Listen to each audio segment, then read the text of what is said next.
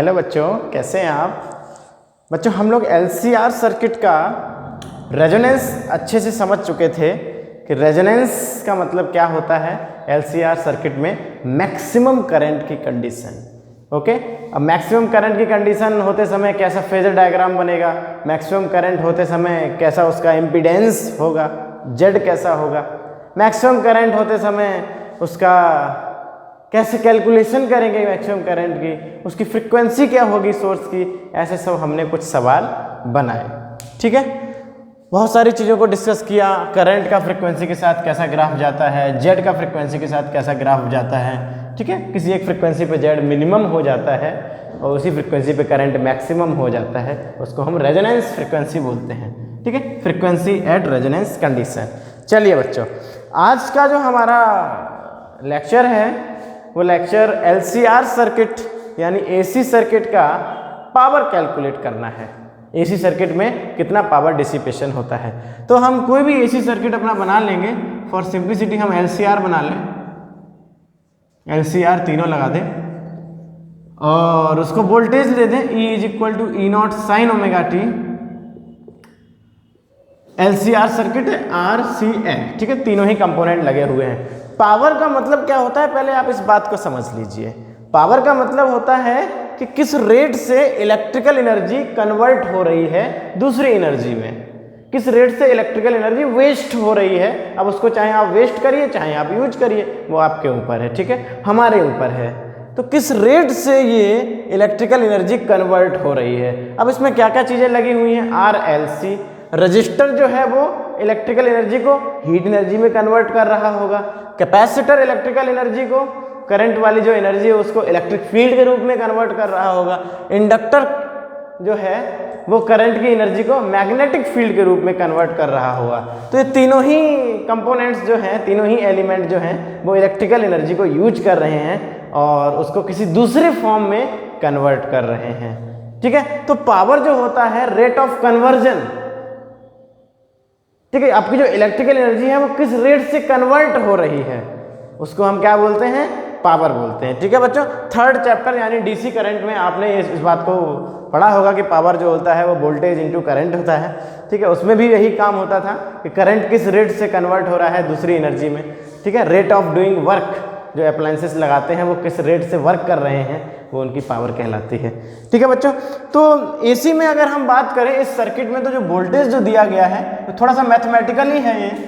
E is equal to E naught sine omega t और current मान लें इस सर्किट में, एलसीआर सर्किट है तो I is equal to I naught sine omega t plus या माइनस कुछ भी ले लें फाइव, डिपेंडिंग ऑन कि कौन जीत रहा है। कैपेसिटर जीतेगा तो +5 होगा, इंडक्टर जीतेगा तो -5 होगा।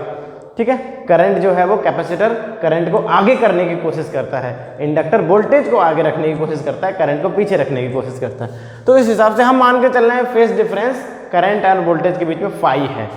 ठीक है, ओके, एक जनरल 5 मान के चल रहे हैं। चलिए, बहुत अच्छी बात है। तो किसी भी एक इंस्टेंट पे जिस समय वोल्टेज ये था और करंट ये था, तो उस समय पावर कितनी थी। तो इस बात को पता लगाने के लिए हमको इंस्टेंटेनियस पावर कैलकुलेट करने के लिए हमको क्या करना पड़ेगा, वोल्टेज और करंट को क्या करना पड़ेगा बच्चों, मल्टीप्लाई करना पड़ेगा। उस इंस्टेंट पे क्या वोल्टेज है, उस इंस्टेंट पे क्या करंट है, उसको हमें क्या करना पड़ेगा, मल्टीप्लाई करना पड़ेगा, जैसा कि हम लोग चैप्टर नंबर 3 में करते हैं करंट इलेक्ट्रिसिटी में। बस प्रॉब्लम ये है कि यहाँ पे करंट और वोल्टेज चेंज हो रहे हैं। E naught sine omega t, I naught कितने ब्रैकेट लगाएंगे, साइन ओमेगा टी -5। ठीक है, आप +5 लेके भी कर सकते हैं, उसमें कोई दो राय नहीं है, उसमें कोई प्रॉब्लम नहीं आएगी। आपको बता देंगे कि जब आप +5 करके करेंगे तो डेरिवेशन कैसे चेंज हो जाएगा। ठीक है बच्चों, ओके, डेरिवेशन के लिए हम फिर से बता दें, हम एनसीईआरटी को फॉलो करते हैं। ओके, तो ये वोल्टेज और करंट का हमने मल्टीप्लाई कर दिया इंस्टेंटेनियस पावर निकालने के लिए, किसी भी एक इंस्टेंट पे पावर निकालने के लिए। तो कुछ कांस्टेंट है, उनको आस रख लीजिए। E naught I naught sine omega t और sine omega t -5, sine omega t -5। ठीक है बच्चों, चलिए, तो इसको कैलकुलेट करना पड़ेगा हमको। ऐसे तो इतना नहीं छोड़ देंगे कि किसी एक इंस्टेंट पे इतनी पावर है। हम लोग जो करने वाले हैं आज वो एवरेज पावर निकालने वाले हैं। एक साइकिल में कितनी डिसिपेट होगी एवरेज पावर, एक साइकिल में कितना करंट दूसरे फॉर्म ऑफ एनर्जी में कन्वर्ट हो जाएगा, उस बात को कैलकुलेट करना चाहते हैं। तो अभी तो इंस्टेंटेनियस पे चल रहे हैं, एवरेज निकालने के लिए हमको कुछ एवरेज टाइप का करना पड़ेगा बाद में। तो वोल्टेज इंटू करंट कर लिया हमने, वोल्टेज की वैल्यू भी रख दी, करंट की वैल्यू भी रख दी। चलिए थोड़ा आगे मैथमेटिक्स बढ़ाते हैं। ध्यान रखेंगे कि बायो वाले बच्चे भी इसको समझ लें। साइन ओमेगा टी, साइन ए माइनस बी लिखा हुआ है यहाँ पे, इसको हम खोल सकते हैं। Sign A cos B minus cos A sine B. Okay, अगर ए हमारा ओमेगा टी हो जाए, बी हमारा फाई हो जाए, तो साइन ए माइनस बी क्या हो जाएगा, तो यहाँ पे मैं लिख दूं this is A and this is B, तो क्या होता है sine A cos B minus cos A sine B. ठीक है बच्चों, बिल्कुल, क्योंकि बायो वाले बच्चे भी होंगे तो उनको शायद ये ना पता हो। ओके,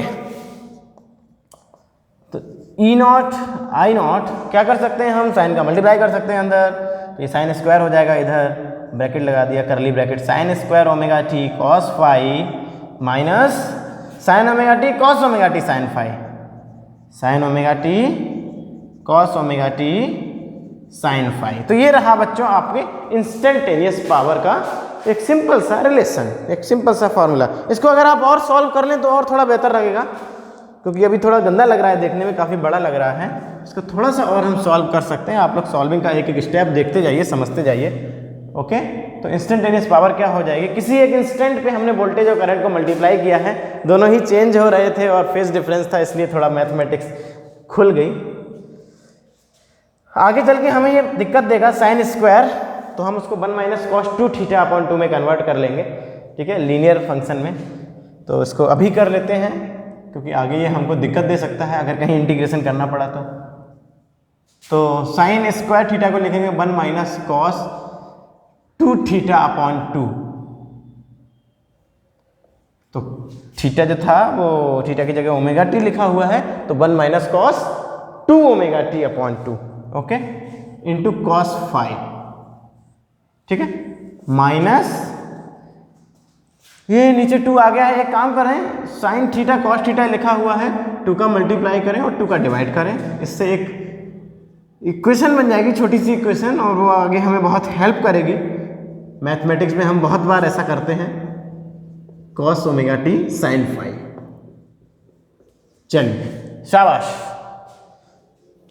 तो ये हमने पूरा ऊपर लिख लिया। अब हम अच्छी राइटिंग में पूरा का पूरा करते हैं जितना कर सकते हैं आराम से। इंस्टेंटेनियस पावर हो जाएगी E naught I naught upon 2 upon 2 upon 2 मैंने बाहर निकाल लिया, curly bracket 1 minus cos 2 omega t cos phi minus 2 sine theta cos theta.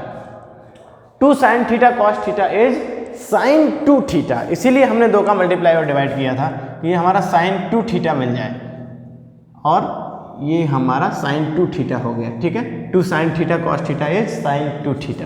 तो मैं यहाँ पे लिख दूँ साइन 2 थीटा को हम क्या लिखते हैं, 2 साइन थीटा कॉस थीटा।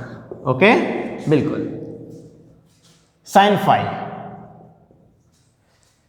और अभी तो क्या कर सकते हैं, आगे कुछ बढ़ा सकते हैं क्या, शायद इसका अंदर मल्टीप्लाई कर सकते हैं, थोड़ा अच्छा लगने लगेगा देखने में।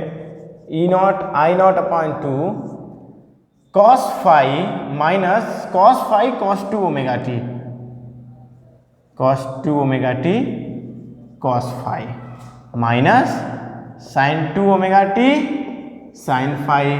अच्छा बच्चों, आपको एक बात दिख रही होगी, हमको यहाँ पे बिल्कुल क्लियरली दिख रहा है कॉस फाई। अगर मैं माइनस कॉमन ले लूँ इन दोनों टर्म से, तो ये टर्म क्या बन जाएंगे, cos 2 omega t cos phi plus, क्योंकि मैंने माइनस कॉमन लिया है, sine 2 omega t sine phi. Okay, ये हो गया cos A cos B plus sine A sine B, cos A cos B plus sine A sine B, तो ये बन जाएगा आपका cos A minus B, cos A minus B. ठीक है, और यहाँ पे आपका कंप्लीट हो जाएगा पूरा का पूरा इंस्टेंटेनियस पावर। आप जितना भी आगे बढ़ा सकते थे आपने बढ़ा लिया, कॉस ए माइनस बी। इससे ज़्यादा हम इस एक्सप्रेशन को नहीं बढ़ा सकते, ठीक है।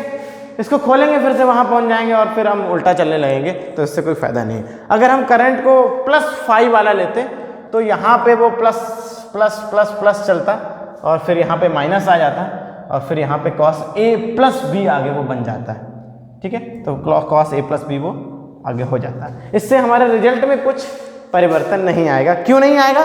क्योंकि जब हम एवरेज पावर की बात करते हैं, जब हम एवरेज पावर की बात करते हैं over a whole cycle of voltage या करंट, जब हम पूरे एवरेज की बात करते हैं तो इस पूरी इक्वेशन में, इंस्टेंटेनियस वाली इक्वेशन में केवल एक टर्म है जो टाइम पे डिपेंड कर रहा है, बाकी कोई भी टर्म टाइम पे डिपेंड नहीं कर रहा है। और वो टर्म कौन सा है? कॉस वाला टर्म है जो कि टाइम पे डिपेंड कर रहा है। और पूरी साइकिल के लिए कॉस का एवरेज वैल्यू और साइन का एवरेज वैल्यू 0 हो जाता है। ये बात हम चैप्टर की शुरुआत में ही देख चुके हैं। और जिन लोगों को नहीं पता है वो ऐसे देख सकते हैं कि साइन और कॉस पूरा एवरेज होता है, तो जितना ऊपर है उतना नीचे है, ऊपर +1 है, नीचे -1 है, तो उसका एवरेज जो होगा होल साइकिल के लिए 0 हो जाएगा। अगर हम एवरेज वैल्यू देखेंगे तो ये value for average whole cycle के लिए ये वैल्यू, कॉस वाली वैल्यू क्या होने वाली है? 0 होने वाली है। तो एवरेज पावर की अगर हम बात करें तो वो केवल इतना रहेगा, E0 I0/2 cos phi। ये वाला टर्म क्या हो जाएगा?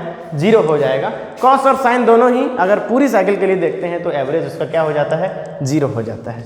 ओके, तो ये आ गया हमारा पावर इन AC सर्किट। ये क्या आ गया बच्चों? हमारा पावर इन AC सर्किट। और क्या आया है वो? E0 I0/2 cos phi। इसको आप ऐसे लिख लें, थोड़ा अच्छा लगेगा। E0/√2 I0/√2 cos phi, और E0/√2 हो जाएगा ERMS I0/√2 हो जाएगा IRMS cos phi। तो ये देखने में थोड़ा सा अच्छा लगने लगता है, इसलिए ऐसा हमने कर दिया, क्योंकि पावर का मतलब करंट इनटू वोल्टेज जैसा कुछ होना चाहिए। तो एवरेज पावर क्या निकल के आया? ERMS IRMS, करंट और वोल्टेज का मल्टीप्लाई के साथ साथ एक टर्म और एक्स्ट्रा आ गया है। वो एक टर्म जो एक्स्ट्रा आया है वो कौन सा है? cos phi, ठीक है। ओके, तो ये रही बच्चों हमारी average power in AC circuit का छोटा सा रिलेशन। ये बहुत बार बच्चों बोर्ड में पूछा जाता है, CBSE बोर्ड में, एवरेज पावर को डराइव कीजिए आप होल साइकिल के लिए, तो उसको हम इस प्रकार से डराइव कर लेते हैं। ओके, ये वर्चुअल टर्म्स हैं। RMS वोल्टेज और RMS करंट को हम वर्चुअल भी बोलते हैं, क्योंकि ये असलियत में नहीं होते, इनको हमने खुद समझने के लिए बनाया होता है। असलियत में वोल्टेज ऐसे चेंज हो रहा होता है, करंट भी ऐसे चेंज हो रहा होता है इस सर्किट में, ठीक है। Clockwise, anti clockwise, clockwise, anti clockwise, एक कांस्टेंट वैल्यू के रूप में हमने उसको रिप्लेस कर लिया होता है। वो एक कांस्टेंट वैल्यू RMS वैल्यू कहलाती है, ठीक है। तो वो एक वर्चुअलिटी है उसमें, इसलिए इतने वाले टर्म को बोलते हैं वर्चुअल वोल्टेज, वर्चुअल वोल्टेज या वर्चुअल पावर, क्योंकि ये पावर चल रही है तो पावर होगा, V × I हो गया है, वर्चुअल पावर। और इसमें जब हम cos phi का मल्टीप्लाई कर देते हैं तो वो रियल वाली पावर बन के आ जाती है, ठीक है। तो पावर जो है वो क्या होगा है? ERMS IRMS cos phi। ये चीज़ निकल के आई भाई। हर प्रकार के सर्किट में हमें phi की वैल्यू निकालना आता है, ओके। अगर हम LCR की बात ना करें, सारे के सारे सर्किट्स को ही आज हम देखने वाले हैं, पावर सारे सर्किट्स की। तो अगर हम पहले बात करें प्योरली रेजिस्टिव सर्किट की, purely resistive circuit, okay. Diagram बनाइए जल्दी से, फटाक। Okay, purely resistive circuit, E = E0 sin ωt। चलिए यहाँ पे लिख देंगे हम ऐसे करके। तो जो पावर होगी AC सर्किट के लिए तो ERMS IRMS cos phi होती है। phi means phase difference between voltage and current. Resistive circuit के लिए अगर हम बात करें तो करंट और वोल्टेज सेम फेज पे होता है। सेम फेज पे होने का मतलब डिफरेंस कितना हो गया? 0 हो गया, ठीक है। फेज डिफरेंस कितना हो गया? 0 हो गया। आपको फेजर डायग्राम पता होगा, ये करंट का है ωt और वोल्टेज का भी ωt, ठीक है। तो वो उसका फेज डिफरेंस 0 होता है। तो for resistive circuit phi = 0, phase difference 0। तो पावर क्या निकल के आएगी? Average power ERMS IRMS cos 0। cos 0 की वैल्यू क्या होती है? 1। तो एवरेज पावर आपकी निकल के आएगी ERMS × IRMS, ERMS into IRMS, और ये मैक्सिमम होगी बच्चों एवरेज पावर, क्योंकि कॉस की आपने मैक्सिमम वैल्यू लिख ली। मैक्सिमम वैल्यू कॉस की कितनी होती है 1, इसलिए ये मैक्सिमम पावर होगी। तो अगर आपका रेजिस्टिव सर्किट है तो वो बहुत बुरी तरीके से करंट को, इलेक्ट्रिकल एनर्जी को हीट एनर्जी में या जिस फॉर्म में हीट एनर्जी में ही रेजिस्टेंस को कन्वर्ट करता है, वो कन्वर्ट कर रहा होगा, बहुत ज़्यादा मैक्सिमम पावर है। ओके, अब अगर हम कैपेसिटिव सर्किट की बात करें, प्योरली कैपेसिटिव सर्किट या प्योरली इंडक्टिव सर्किट की बात करें, चलिए पहले कैपेसिटिव की बात कर लें। कैपेसिटिव सर्किट, इस सर्किट में कितनी पावर होगी? E = E0 sin omega t and this is C। Okay, और हम सब जानते हैं कि एवरेज पावर का जो रिलेशन है वो ERMS IRMS cos phi होता है। ERMS IRMS cos phi। Okay, अब फेस डिफरेंस वोल्टेज और करंट के बीच में इसमें कितना आया था बच्चों? π/2, 90 degree. Current leads the voltage by the phase of π/2। आपको अगर ध्यान होगा तो हमने इसका किरचॉफ लगा के E = Q/C से इसको डिफरेंशिएट करके हमने I की वैल्यू निकाल ली थी, और I की जो इक्वेशन आई थी वो क्या आई थी? I = I0 sin omega t plus π/2। ठीक है, वोल्टेज का फेस ओमेगा t था और करंट का फेस ओमेगा t प्लस π/2 था, तो करंट आगे चलता है। आगे पीछे से मतलब नहीं, डिफरेंस बताइए कितना है वोल्टेज और करंट के फेस में? 90 डिग्री का डिफरेंस है, और cos 90 यानी 0, तो एवरेज पावर की वैल्यू क्या हो जाएगी? 0। ERMS IRMS इंटू 0, तो एवरेज पावर की वैल्यू क्या हो जाएगी? 0। कैपेसिटिव सर्किट में एवरेज पावर 0 होती है। कैपेसिटिव सर्किट में एवरेज पावर 0 होती है। ठीक है बच्चों, तो फिर इस सर्किट में जो करंट चलता है उस करंट को एक बहुत खास नाम देते हैं। उस करंट का नाम होता है वाटलेस करंट, क्योंकि एवरेज पावर 0 हो गई है in the whole cycle. Instantaneous power 0 नहीं होगी, ठीक है, एवरेज पावर 0 हुई है, तो होल साइकिल के लिए इस करंट को हम क्या बोलते हैं? Wattless current. वाटलेस करंट आपके शायद सिलेबस में इस साल के लिए शायद आई थिंक हटा दिया गया है। ओके, वाटलेस करंट बोलते हैं इसको।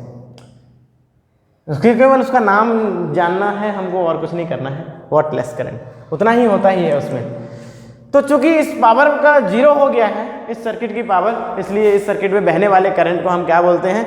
वाटलेस करंट बोलते हैं। चलिए बच्चों, एक बात देखिए जरा कि पावर 0 हुई कैसे। ये तो मैथमेटिकली phi = 90 हो गया। फेस डिफरेंस 90 होने के कारण से कैपेसिटिव सर्किट की पावर 0 हो गई। ERMS IRMS cos 90 यानी 0। समझे कैसे इसको? तो बच्चों, समझने के लिए आप इसको ऐसे समझिए कि जब वोल्टेज बढ़ रहा था तब उसकी एक प्लेट चार्ज हो रही होगी, जब ये वाला वोल्टेज बढ़ रहा था, ठीक है, और जब वोल्टेज कम हो रहा था तब ये प्लेट क्या हो गई होगी? डिस्चार्ज हो गई होगी। तो जितना आपने उसको एनर्जी दिया है उसने पूरी की पूरी एनर्जी लौटा दी है इतने ही साइकिल में। इसमें आपने एनर्जी दी, फिर उसने एनर्जी लौटा दी, फिर आपने एनर्जी दी, दूसरी तरफ से चार्ज किया उसे, और फिर उसने एनर्जी लौटा दी, डिस्चार्ज किया। तो यहाँ पे चार्जिंग होती है, यहाँ पे डिस्चार्जिंग होती है, यहाँ पे चार्जिंग होती है, डिस्चार्जिंग होती है। तो होल साइकिल में देखें तो आप जितनी एनर्जी देते हैं उतनी एनर्जी वो लौटा देता है। तो एवरेज देखा जाए होल साइकिल का तो आपने कोई भी एनर्जी उसे नहीं दी और उसने कोई एनर्जी आपको नहीं दी। किसी का भी एक दूसरे से कोई लेना देना नहीं है। ठीक है, तो एवरेज पावर कितनी हो जाती है? 0 हो जाती है। बिल्कुल, तो इस तरीके से हम एवरेज 0 को समझ सकते हैं। ओके, बिल्कुल। अभी बात करते हैं प्योरली इंडक्टिव सर्किट की। बच्चों, बिल्कुल इसी तरीके से इंडक्टिव सर्किट में भी रहता है हमारा।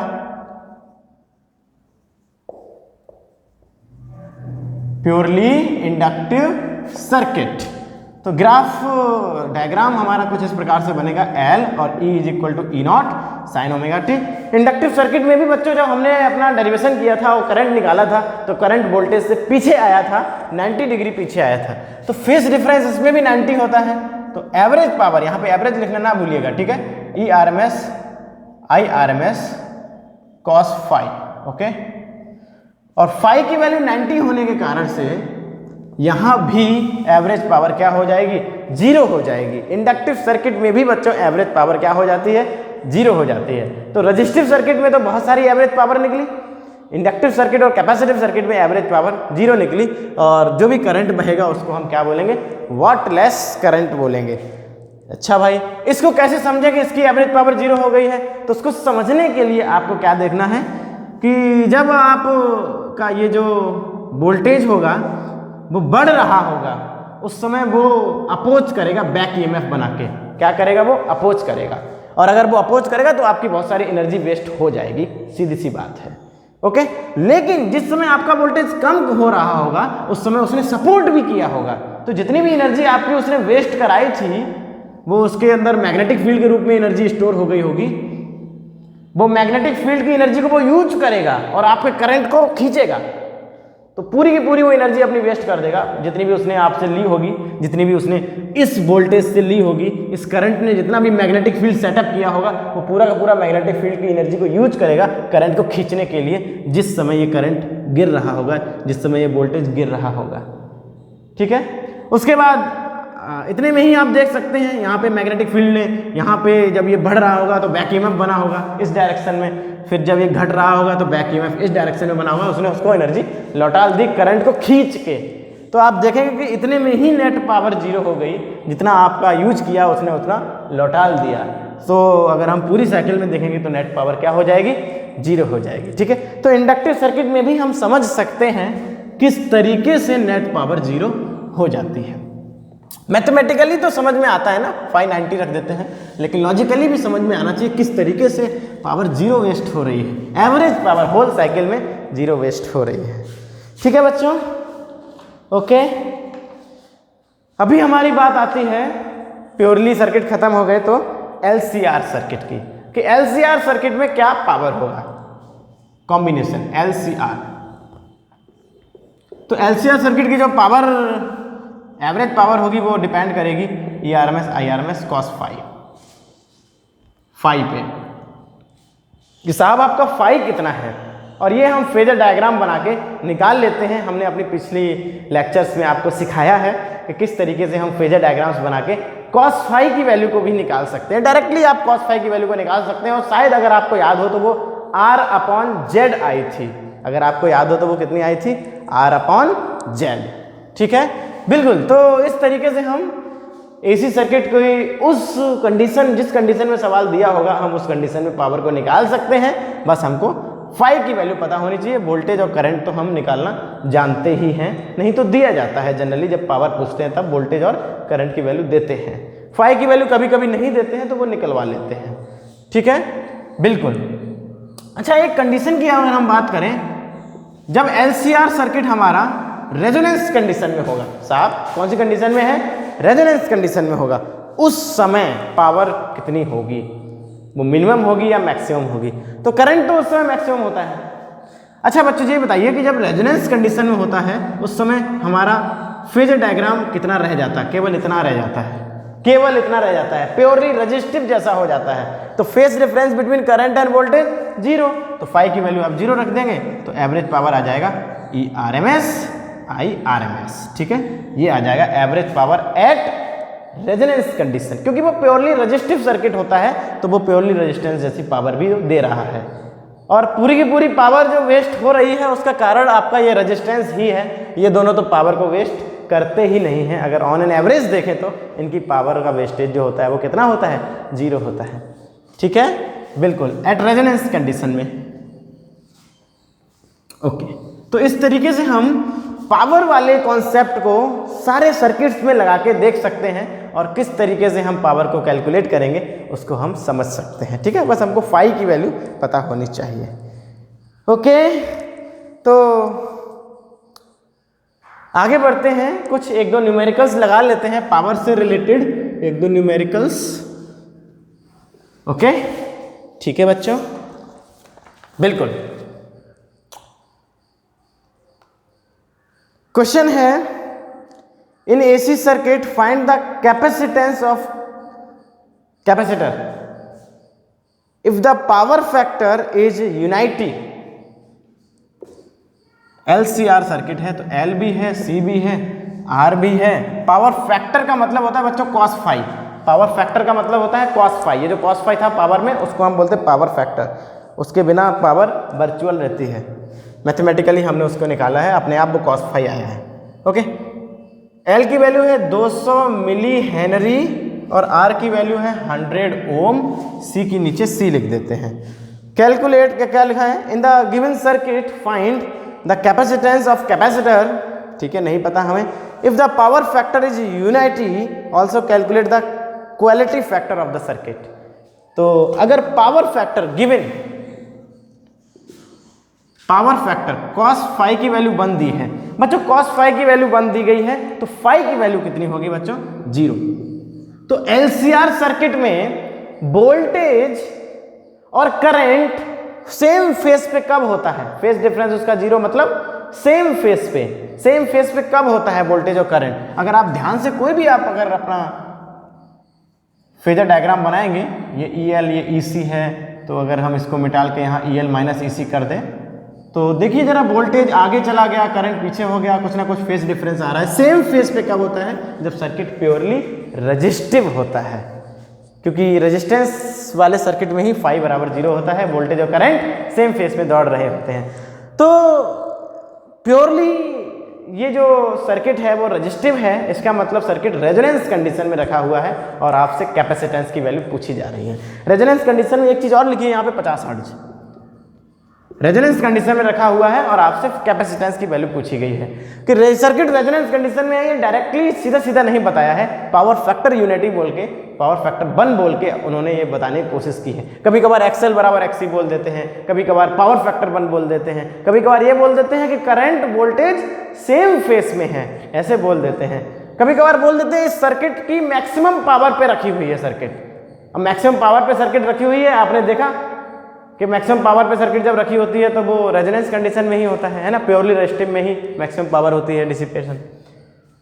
तो आप इस बात को समझ लीजिए अच्छे से। तो ये रेजोनेंस कंडीशन में सर्किट रखा हुआ है। सी की वैल्यू कहाँ से निकालेंगे, हमको दिया क्या गया है, फ्रीक्वेंसी भी दिया गया है 50 हर्ट्ज। अगर ये सर्किट रेजोनेंस कंडीशन में है तो ये फ्रीक्वेंसी कैसी होगी, रेजोनेंस फ्रीक्वेंसी, और इसकी वैल्यू क्या होगी बच्चों, 1/2π√LC। ओके, मैं इसको समझा दूं, ओमेगा बराबर 1/√LC होता है रेजोनेंस में, तो 2π न्यू बराबर 1/√LC, तो न्यू बराबर 1/2π√LC। ओके, तो न्यू बराबर 1/2π√L की वैल्यू 200 मिली, 200 × 10⁻³ हेनरी। सी की वैल्यू नहीं पता है हमको, नहीं पता तो हमने ऐसे लिख लिया। ओके, अब हमको ये पूरा का पूरा सॉल्व करना है। कैसे सॉल्व करना है, इधर लिख दिए 50, स्क्वायरिंग बोथ साइड। तो ये 50 का स्क्वायर हो जाएगा 2500 = 1/2π का स्क्वायर हो जाएगा 4π², और इधर इसका रूट हट जाएगा 210⁻³ C। और जब हम इसको सॉल्व करेंगे तो हमको कैपेसिटेंस की वैल्यू मिल जाएगी कि किस कैपेसिटेंस पे ये सर्किट रेजोनेंस कंडीशन में होगा, उस कैपेसिटर की वैल्यू क्या होगी, उस कैपेसिटेंस की वैल्यू क्या रहेगी। ठीक है बच्चों, बिल्कुल। चलिए, कुछ और भी पूछा है, क्वालिटी फैक्टर पूछा गया है, तो लेट मी चीट। अगर मैं इसको सॉल्व ना करूं, सीधा नकल कर लो, तो कैपेसिटेंस की वैल्यू आई है 5 × 10⁻⁵ फराड, जैसा कि एक बच्चे ने सॉल्व करके रखा हुआ है।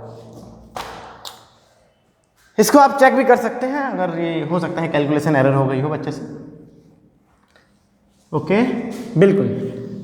तो क्वालिटी फैक्टर कैसे हम कैलकुलेट करेंगे, अगर ये रेजोनेंस का है तो हमको पहले ही पता लगा लेना चाहिए था कि क्वालिटी फैक्टर हमेशा रेजोनेंस कंडीशन का ही निकाला जाता है, क्वालिटी हमेशा रेजोनेंस की ही निकाली जाती है, तो ये सर्किट रेजोनेंस में ही होगा, तो उसके लिए ये सब समझने की जरूरत नहीं थी।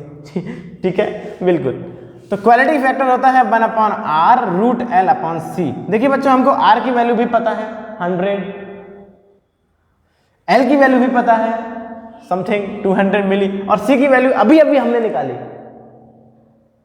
तो इस कंडीशन में हम R, L, C तीनों जानते हैं, तो इस तरीके से हम आराम से उस AC सर्किट का रेजोनेंस जो है उसका क्वालिटी बता सकते हैं। ठीक है, कोई भी यूनिट आपको नहीं लगानी है, क्वालिटी की कोई यूनिट नहीं होती।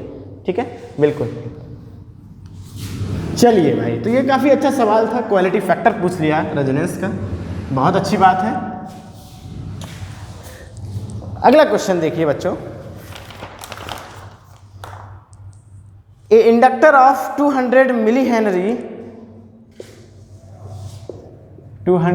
Henry capacitor of 500 microfarad and resistance of 10 ohm are connected in series. चलिए साहब, हमने सीरीज में लगा दिया है पहले से ही, with 100 volt AC source with 100 volt. अब 100 वोल्ट क्या दिया गया है, AC का RMS वैल्यू दिया गया है, ठीक है, 100 volt AC source.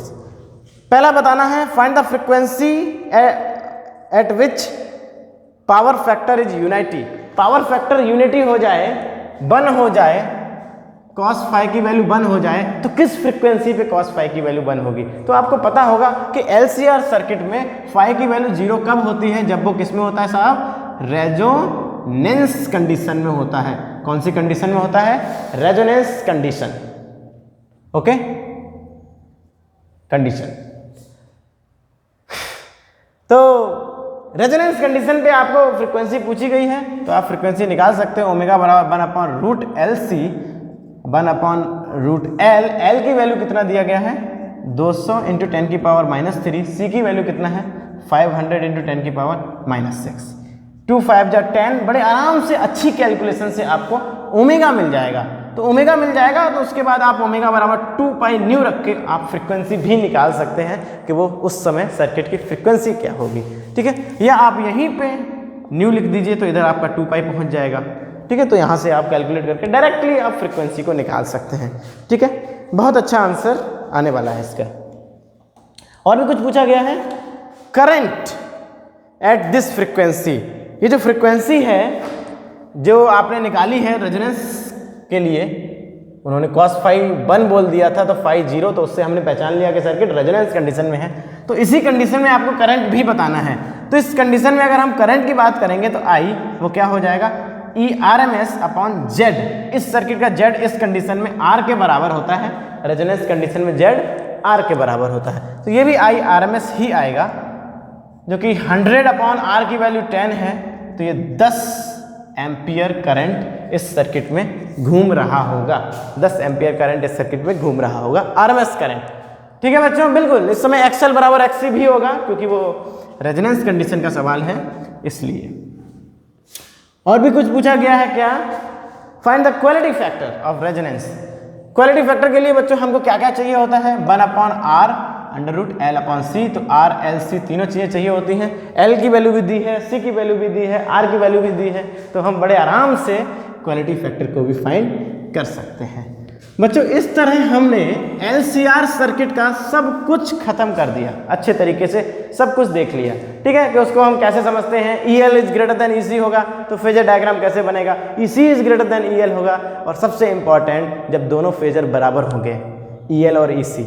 Resonance condition क्या होती है, रेजोनेंस को हम कैसे समझते हैं, उस समय कैसे फेजर्स बनते हैं, कैसे ग्राफ्स बनते हैं, क्वालिटी क्या होती है रेजोनेंस की, क्वालिटी से क्या मतलब होता है, ठीक है। जितनी अच्छी क्वालिटी का रेजोनेंस होगा सर्किट में करंट उतना ही ज़्यादा बेटर होगा, ठीक है। तो इस सारी बातें हम लोगों ने की हुई हैं, और इस तरीके से हमारा LCR सर्किट, या हम बात करें AC सर्किट्स अच्छी तरीके से कंप्लीट हो जाते हैं, purely R, purely L, purely C, और इस तरीके से, ठीक है बच्चों।